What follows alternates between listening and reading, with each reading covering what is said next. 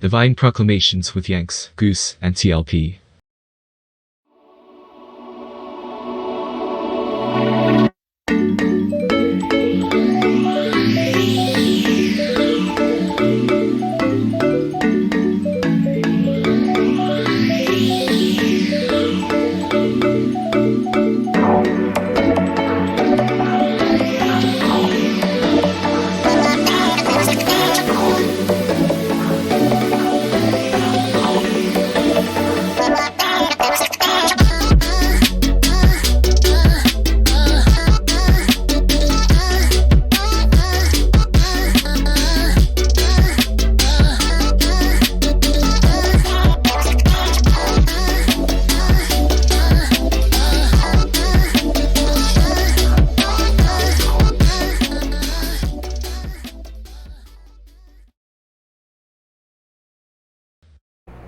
Alright, we are recording now. Going live. 3, 2, 1, zoom. What's going on, everybody out there? Right now, I'm joined by Solus, the top laner of DOG, Dorado Gaming. We're following up after his big 2-1 win against the Crab Wranglers. Real quick, Solus, why don't you introduce yourself? Give us a quick, give us a quick review of your league career, and then we'll start getting into these questions. How's it going? Sure, sounds good. Hi Yanks, thanks for having me. So I'm the top laner for Dorado Gaming Kai. As for me, I recently started playing competitive League of Legends about, I would say, almost a year ago. I started off in Silver. I was playing in the Silver League for, I believe it was ZGG. I ended up actually winning that league. Even though I was a sub, I played top lane all 5 games. After that, I basically played a relatively unsuccessful split in Runeterra. But I don't think Runeterra is a thing anymore. They got absorbed into Aegis. We went second in regular season, but kind of dropped the ball and lost in quarters. And that's basically leads to where I am right now, playing on Dorado and Titans. Gotcha. Okay, awesome. I apologize if I mispronounced the name Chi Kai. I apologize on that one. Yeah, don't worry. I think everybody has mispronounced Kai at one point or the other. It's me like included. It's like the GIF or GIF type thing, right? Yeah, for sure. It's a Greek letter, and I don't know why they have the H in there, but as we all know, the H is silent, right? No doubt. Let's start off real quick. I want to flame my colleagues on the power desk, the power rankings desk, if you will, just because if I recall, and obviously I recall pretty correctly, the predictions for this last week against the Crab Wranglers, Django gave it to the Crab Wranglers 2-1. Goose gave it to the Crab Wranglers 2-1, and then TLP, I think gave it to the Crab Wranglers 2-1. And then I myself, I picked Dorado. Gosh, I don't remember what. Oh, that's right, you guys won 2-1. So real quick, I'm just flaming my colleagues. That's just me being, an A there. Tell me and the listeners why I had so much faith in you. Because I know specifically the reason why, and I told my colleagues why, and it didn't matter. Why did I have so much faith in you? I don't know. I think if you go down the list, top lane to bot lane, I don't think we have any specific weaknesses that other teams can exploit. Like if you look at the other teams, for example, there might be a really weak top laner, really weak bot laner, but I think for our team, we're all pretty even across the board. I think we can all carry at different points and have shown that we can carry from every single lane, so it's kind of hard to play against us. Like you never know what to expect, and I think that's a major part of how we win games. We're pretty fluid in the games. Like we don't have a solid game plan going in. It's more dynamic, and if one lane gets ahead, then we know to play for that lane, and if someone is doing too poorly, we can adapt to that as well. Nice, nice. I want to touch on the point. You're talking about lanes. You're talking about everybody doing the carrying. I will let's talk. Let's start at the top. So, I looked up your team. Did a little bit of research. I want to talk about your champ pool. I want to talk about it. Honestly, looks like you're an ADC main, just turned top laner. Um, you know, it seems like you can facilitate the tank factor, but I've only ever seen you on a one game as a non-tank like bruiser, etc. You played the Gwen into BDE, didn't go well. I see a lot of Poppy, I see a lot of Aatrox. I think you have one or two games of Ornn. What's going on? Are you an ADC? Are you a top laner? Do you just off-roll ADC and ranked? What's the deal? Well, I mean, your intuition there is pretty correct. I'm basically a ADC main for most of my gold career. So what ended up happening was that I was playing top lane in the silver leagues. After winning basically ZGG, I decided to role swap to ADC, play a couple of play ADC for my gold teams, and all of a sudden, Dojo's, who's one of the staff members for Dorado, he used to coach me when I was silver, hit me up and was like, "Hey, I know you're like a crack top laner. Like, do you want to possibly trying out for this gold team? But you'll be playing top." And originally, I was pretty hesitant because I actually didn't really like the top lane role as much, and I already transitioned out. But after playing with the team, I really vibed with everyone. And I felt like this was just, I was going to have a lot of fun here, and that's basically what I did. I transitioned back. You transitioned back into the top lane to role? The top lane, yeah. Got you. Yeah. Okay. Okay, so the follow-up question I have to that, now that you're telling me you are an ADC turned top laner, your coach Chelsea, what's her role? Is she putting you on these specific champions in terms of like, hey, we need you to facilitate the Ornn pick here, or the Poppy, or the Aatrox? Do you have a say in the role? So like in the middle of your draft, if you're saying I'm really feeling, an action here, is it more of like, hey, can I play this? Or like she's saying, hey, we need you to do this instead? Or, what's her involvement in the team? And does she let you play those champions? Because there are quite a few champions that are ADC-ish that you can play in the top lane. Like we've seen top lane Vayne, Akshan, Quinn, etc. What's the situation there? Yeah, so I guess first of all, I'd like to shout out Chelsea. I think she's an awesome coach.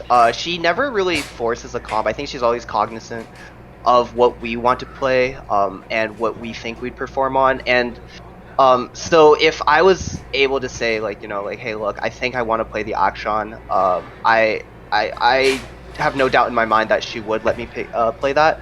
But kind of the reason why I am a little reluctant on playing those champions is because, like I said, I've recently just role swapped back to top, and I feel like if I play one of those carry top laners, and if I fall behind, it's kind of hard for me to contribute back to the team. But whereas if I play something I'm really comfortable as, such as like the Aatrox or the Set or the Mordekaiser, or a tank who like doesn't really matter if you fall behind, I could remain relevant throughout all points of the game. Right. Okay. Let's talk about, just going down the line, let's talk about your jungler Gumbers. So there was, obviously us on the power rankings desk, we're not going to go specifically into everything we talk about and what goes into it, but there was kind of an argument between us when it came to picking the jungle player of the week this past week. So I obviously indeed chose Gumbers, and I'll tell you why I chose her. From what I can see from the stats, specifically on the Volibear, we're looking at the stats, it's like a top-down view. We don't know what specifically happened in the game, but being a jungler myself, I see the facilitator on the volley. She's ganking lanes. I can see that based off the stats and just a little bit of death, so she's involved. She's getting those plays. She's basically, flash queuing on top of people, facilitating with the ult and stuff like that. And then I see the adaptive change, with the different meta, build.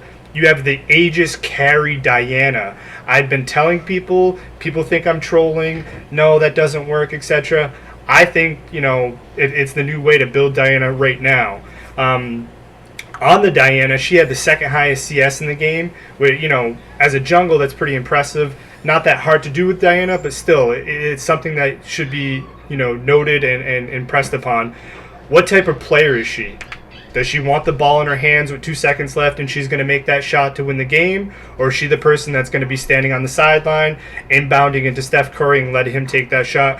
Does she want it in her hands? Does she want to carry? Or does she want to facilitate? Because we saw both last week before the Crabler Goose game.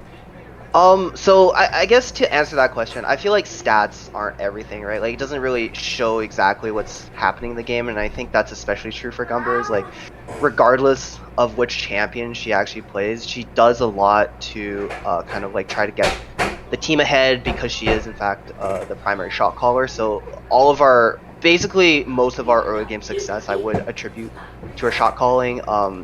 Especially when everyone's still kind of like locked into their lane. And I think from a champion's picks perspective, like, even if the champion that is picked has like a different kind of like play style or dynamic, she is pretty much still doing her job and getting what needs to be done.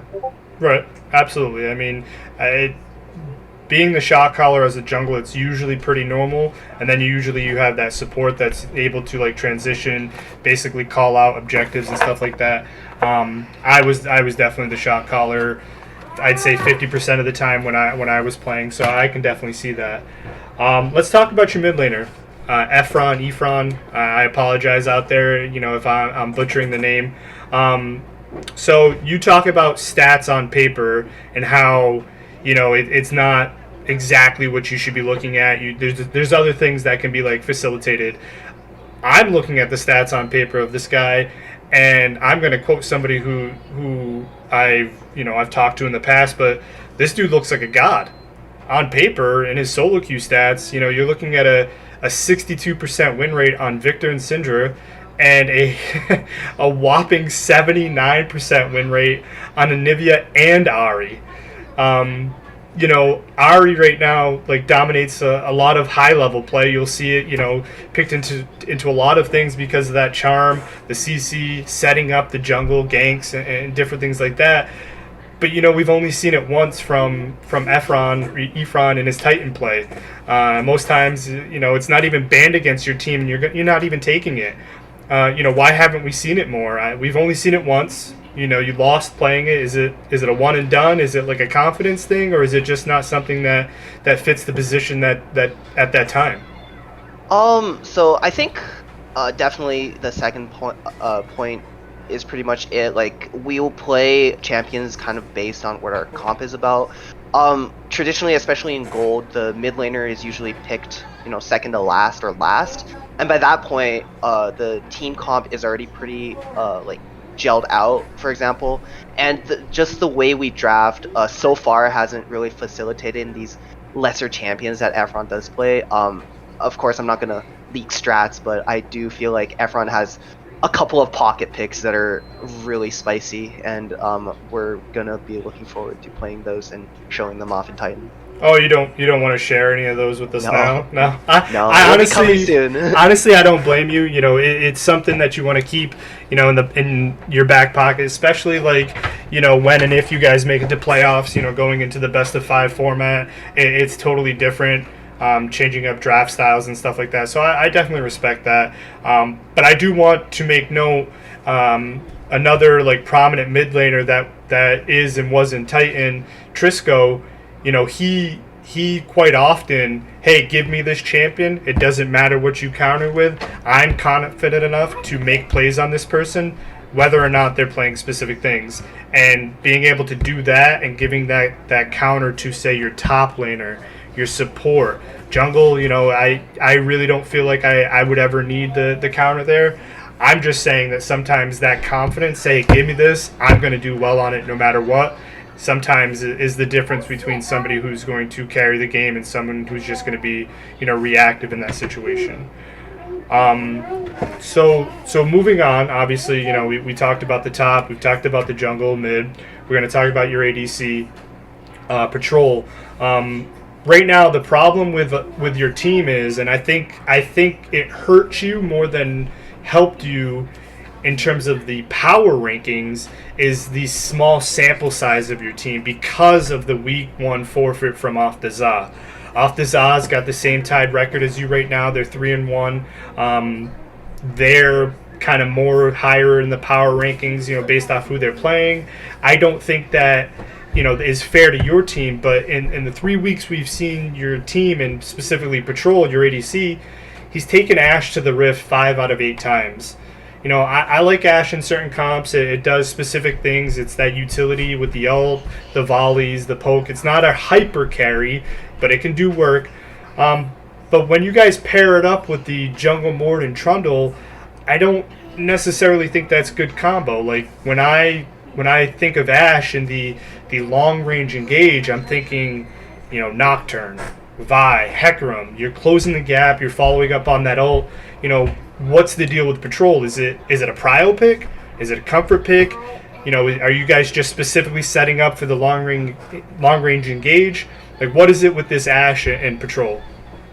Yeah, that's a very good point. And I guess to answer that question, for us as a team, like we are a fairly new team. I've never played with any of these players outside of Zorinth before this split in Titans, and we haven't really found our playstyle, at least in the very, very beginning, like week 1, week 2 of the split.